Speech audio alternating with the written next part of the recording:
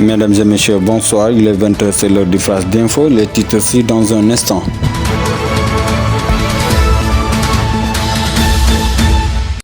Dans l'actualité de ce soir, 45 jours passés, Ousmane Sonko est toujours contraint de rester chez lui. Sa maison est barricadée et on lui refuse de sortir vaquer à ses occupations. L'accès à sa demeure est aussi limité puisque le contrôle est strict. Pourquoi il est toujours surveillé par les forces de l'ordre? Pourquoi depuis qu'il a été condamné, il n'a pas été arrêté? Question qui hante le sommeil de plus d'un. Selon Serigne Mbacké, je pense que si l'action judiciaire n'est jusque-là pas encore enclenchée, depuis qu'il a été condamné, c'est parce que les autorités tentent de sauver les examens du bac et du BFM.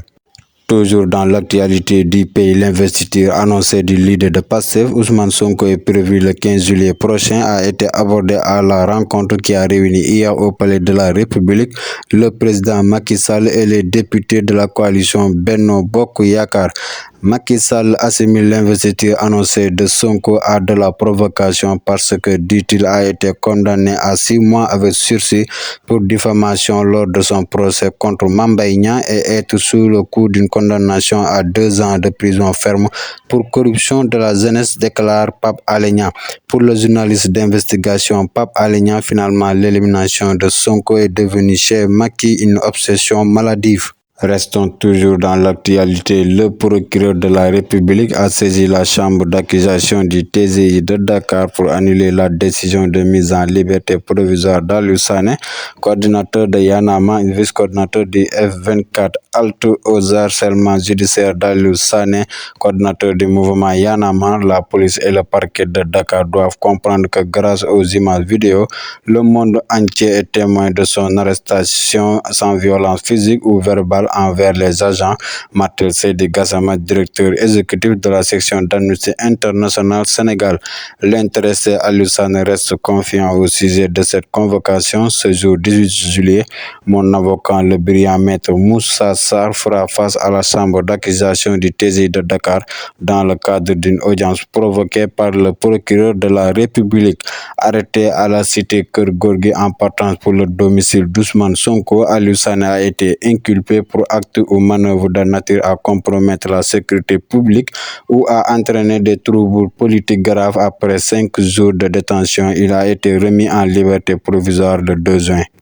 Affaire Capitaine Touré, Cheikh Yérim Seck, le procès en diffamation encore renvoyé. C'est au mois de juillet que Seydina Oumar Touré et Cheikh Yérim Seck vont finalement solder leur compte au tribunal le 26 juillet. L'audience initialement prévue le 14 juin à 8h30 au tribunal de grande instance hors classe de Dakar a fait l'objet de second renvoi après celui du 12 juillet à 8h30. Il est fixé au 26 juillet 2023. L'ancien officier de la gendarmerie a porté plainte contre le journaliste pour diffamation. En effet, le journaliste, dans son livre Macky Sall face à l'histoire, avait imputé certains faits liés à l'affaire Sweet Beauté à Seydina Oumar Touré, alors capitaine de la gendarmerie nationale. Ce dernier, se sentant diffamé, a décidé de saisir les juridictions pour laver son honneur.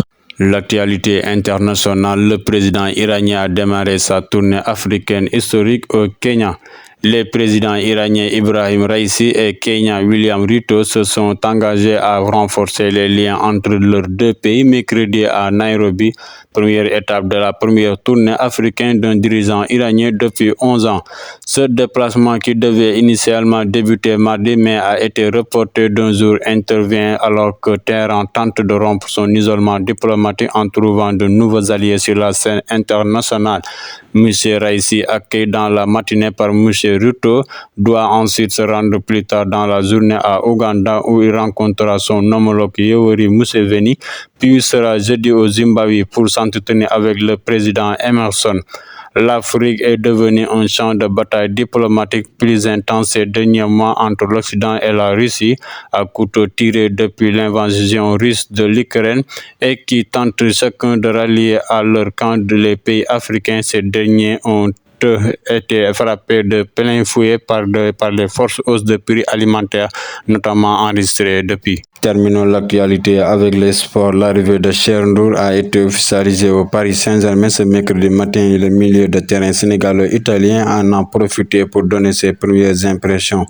Je suis très ému, c'est un mélange d'émotions mais surtout du bonheur parce que le Paris Saint-Germain est l'un des meilleurs clubs du monde avec énormément de champions et pour moi c'est un honneur de faire partie de cette nouvelle famille, a notamment confié le joueur de 18 ans sur le site internet officiel du Paris Saint-Germain.